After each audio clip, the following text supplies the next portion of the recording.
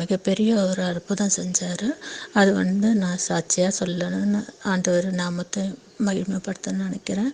நேற்று என் மகனுக்கு அதாவது 24 காலையில் கொஞ்சம் லேசாக ஃபீவர் இருந்துச்சு. அவன் காலேஜுக்கு போயிட்டான். அவன் சென்னையில் தான் இருக்கான். அப்போ அப்படியே காலேஜுக்கு போயிட்டான், மெடிசன் படிக்கிறான். அங்கே போனதுக்கப்புறம் இருக்க ஃபீவர் அதிகமாக ஆரம்பிச்சது. அதுக்கப்புறம் மத்தியானம் எனக்கு என் பையன் ஃபோன் பண்ணிட்டு இருந்தான். அம்மா இந்த மாதிரி எனக்கு உடம்பு சரியில்லை, ஃபீவராக இருக்குமான்னு. அப்போ நான் சொன்னேன், உடனே நீ டாக்டர்கிட்ட காமிச்சோம்மான்னு. அப்போது சொன்னேன், இல்லைம்மா நான் டாக்டர்கிட்ட எல்லாம் காமிச்சிட்ருக்கேன், டேப்லெட் எடுத்துகிட்டு தான்மா இருக்கேன்னுட்டு. அப்படி இருக்க என்ன ஆச்சுன்னாக்கா ஃபீவர் அதிகமாகிட்டே இருந்தேன். அப்படின்னா 110 டெம்பரேச்சர் தாண்டிடுச்சுன்னு சொல்லிட்டு அப்போ சாயந்தரம் பார்த்தாக்கா அவனால் நடக்கவே முடியல. அப்புறம் அவங்க ஃப்ரெண்ட்ஸுங்கெல்லாம் வாடாரும்போது ஹாஸ்பிட்டலுக்கு போகலான்னுட்டு அட்மிட் பண்ணிட்டாங்க. அவங்க ஹாஸ்பிட்டலில் அட்மிட் பண்ணிட்டாங்க. அதனால் சுத்தமாக நடக்க முடியல. அப்படியே அப்படியே குழஞ்சி போய் உக்காந்துட்டாங்க. அதுக்கப்புறம் எனக்கு இது தெரியாது, நாங்கள் கேரளாவில் இருக்கோம் இல்லையா, எங்களுக்கு தெரியாது. அதுக்கப்புறம் எனக்கு என்னமோ மனசு ஒரு மாதிரியாக இருந்தது. சரி ஃபீவராக இருக்குன்னு சொன்னால் எப்படி இருக்கானோ என்ன பண்ணுறானோ தெரியலையே, நம்ம இங்கே இருக்கோம், பிள்ளை அங்கே இருக்க, எப்படி என்ன பண்ணுறேன்னு தெரியலன்னு சொல்லிட்டு அதுக்கப்புறம் நான் ஃபோன் பண்ணேன். ராத்திரி 9 மணிக்கு நான் ஃபோன் பண்ணேன். அதுக்கப்புறம் எப்படி இருக்குன்னுட்டு அம்மா நான் அப்படியே கொஞ்சம் பரவாயில்ல, அவன் சொன்னான் நான் பயந்துருவேன்னு சொல்லிட்டு அவன் எதுவுமே சொல்லலை. இல்லைம்மா கொஞ்சம் பரவாயில்ல. சரி எனக்கு மனசு ஒரு மாதிரியா இருக்கு, சரி எனக்கு வீடியோ கால் பண்ணணும்னுட்டு உன்னை நான் பார்க்கணுன்னு. இல்லைம்மா எனக்கு பிரச்சனை இல்லை, ஒன்றும் இல்லை, நீங்கள் வேண்டாம், நான் நார்மலாக தான் இருக்கேன்னு சொல்லிட்டு இல்லை உன்னை பார்க்கணும்னு சொல்லிட்டு நானே வீடியோ காலில் அவங்ககிட்ட பேச பார்த்தா மகனுக்கு 2 பக்கம் ட்ரிப்ஸ் ஏறிக்கிட்டே இருக்குது, ஜுரம் அதிகமாக ஃபீவராக இருந்துட்டு. என்னாச்சுடா அப்போ இல்லைம்மா எனக்கு ஃபீவர் அதிகமாக இருக்குது, என்னால் முடியல.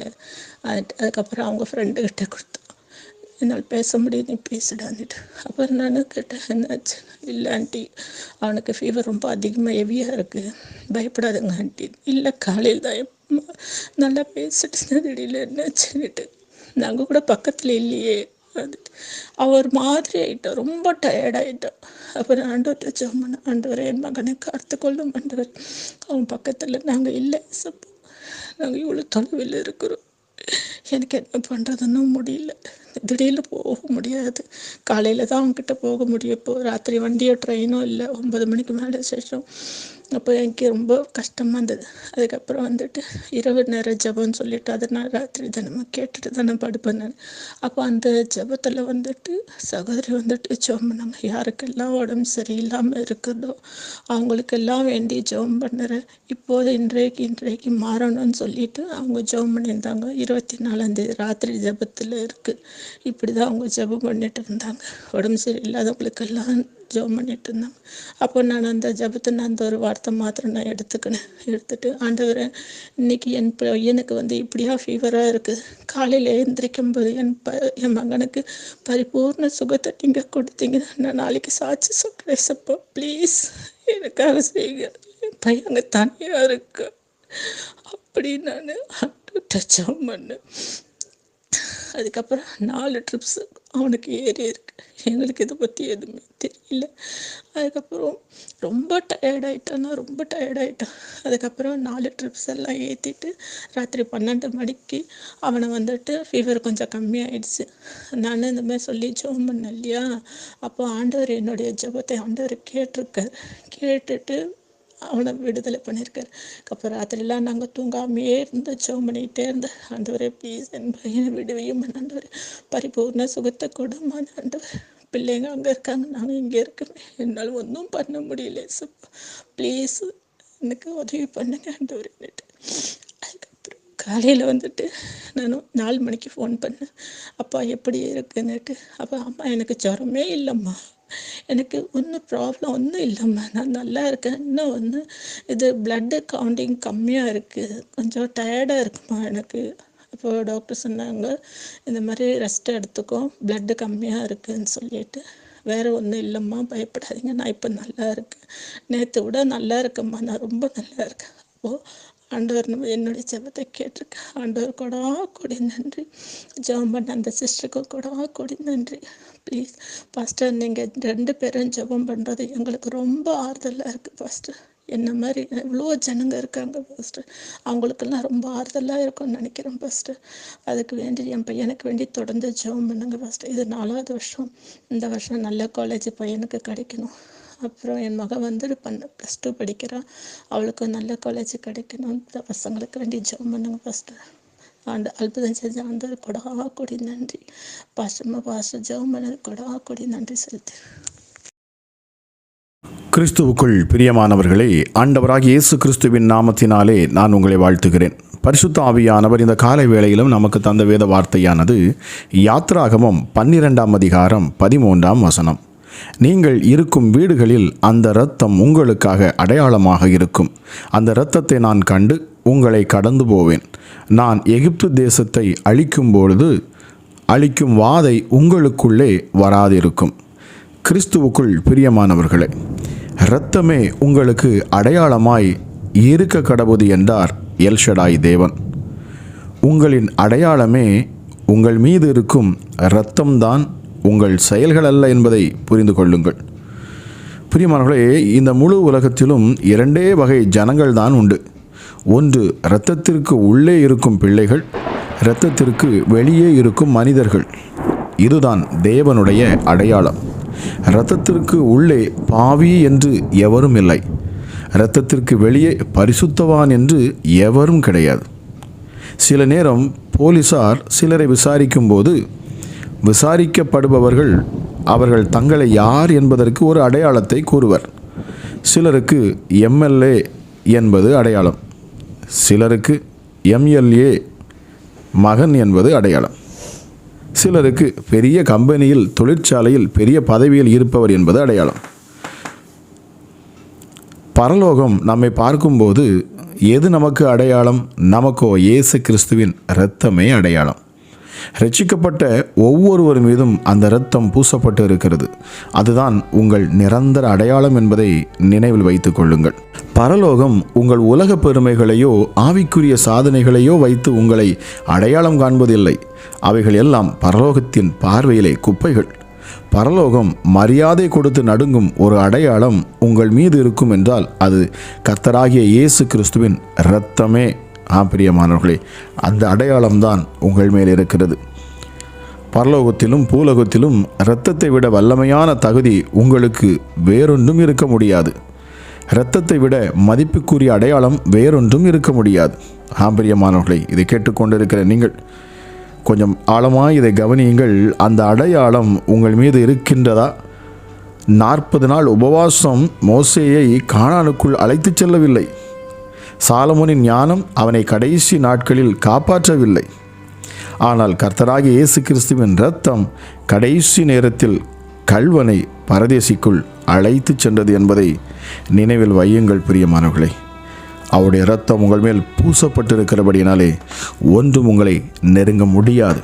நிச்சயமாகவே உங்கள் வாழ்க்கையிலே என் தேவன் சமாதானத்தையும் சந்தோஷத்தையும் நிறைவையும் தருவார். இந்த இரத்தம் உங்கள் மேல் பூசப்பட்டிருக்கும் என்று சொன்னால் நீங்கள் விடுதலையாக்கப்பட்ட தேவனுடைய புத்திரர்களாக இருக்கிறீர்கள்.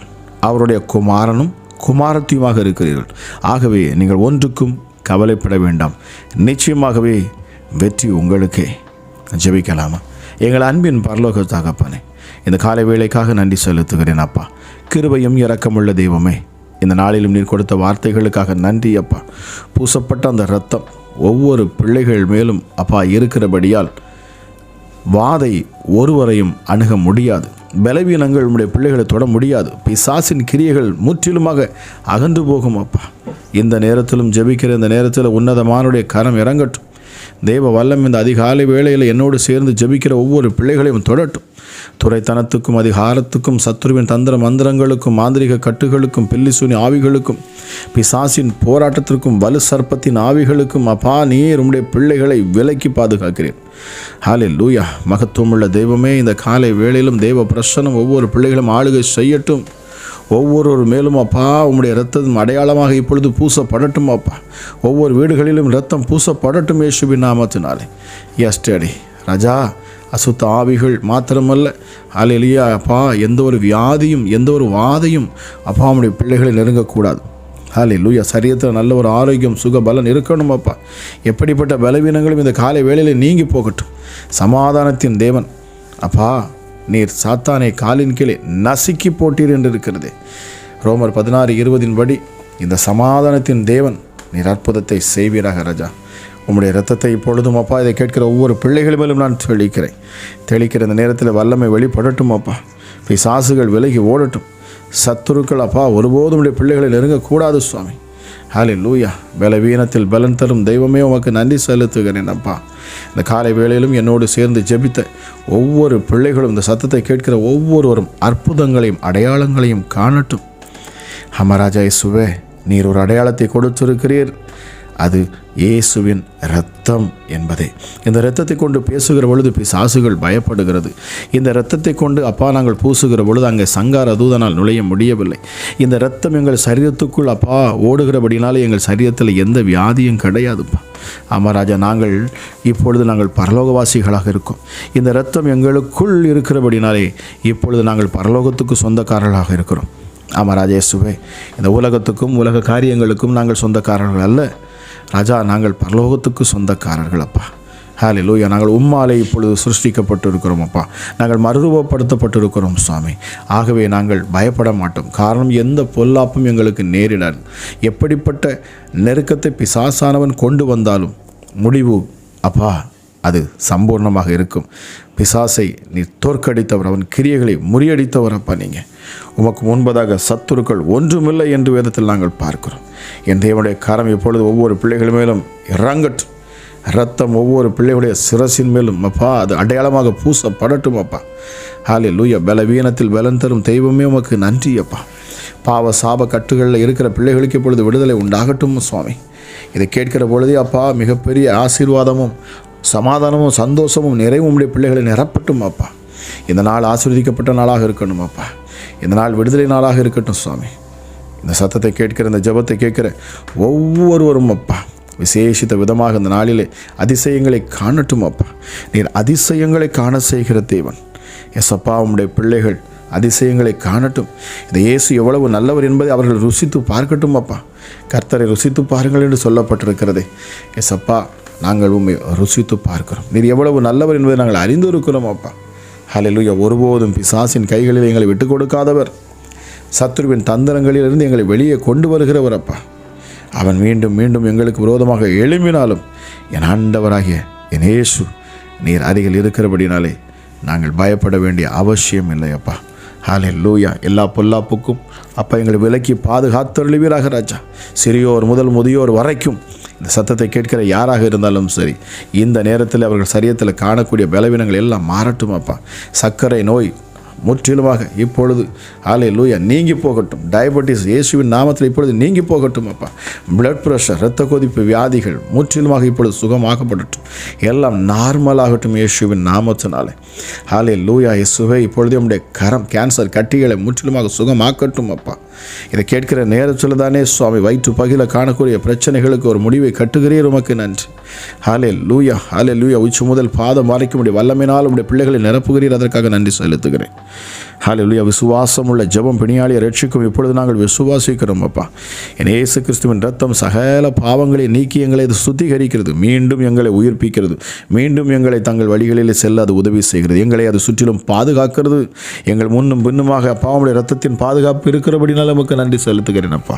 உம்முடைய ரத்தத்தை கொண்டு நீர் எங்களுக்கு அடையாளத்தை போட்டு இருக்கிறீர். அதற்காக நன்றி. நாங்கள் உம்முடைய பிள்ளைகள் அப்பா. கிருபை பாராட்டும் சுவாமி.